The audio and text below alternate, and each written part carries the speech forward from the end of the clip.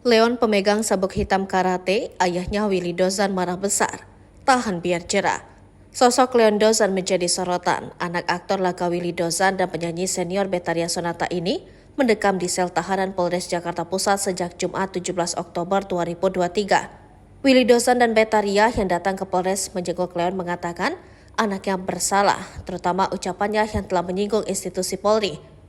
Dia pun mengaku sudah menegur Leon, bahkan meski banyak kenalan, bahkan antara murid-murid karatenya sudah menjadi jenderal, Willy tak akan membantu membebaskan Leon. Sekarang kamu harus siap, saya nggak mentang-mentang punya kenalan, bebasin, enggak, tahan, ya dia salah, supaya jerahlah, kata Willy Dozan kepada awak media, seperti dikutip Sripaku TV. Aktor laga era 80-an ini sudah meminta maaf kepada Rinoa Aurora dan orang tuanya. Namun ia menjelaskan apa yang terjadi tidak separah dengan kabar yang beredar di sosial media. Masalah itu menurut Willy bermula dari ribut antara dua orang pacaran, emosi lalu tarik-menarik. Hal itu dijelaskan Rinoa saat curhat padanya. Maka itu Willy menegur keras Leon, apalagi anaknya itu pemegang sabuk hitam karate dan jangan gunakan bela diri kecuali self-defense. Ini nggak ada hubungan dengan bela diri, cuma emosi sesaat. Leon Dozan itu menyesal, pungkas Willy Dozan.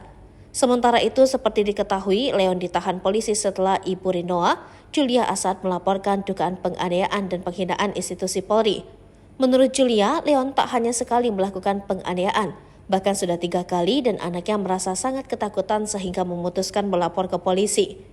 Untuk diketahui, Leon dikenal aktor dan atlet karate pemegang sabuk hitam.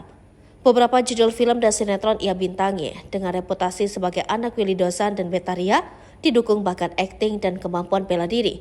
Wajar jika karirnya stabil, namun kini terancam hancur karena kasus penganiayaan kepada Rinoa.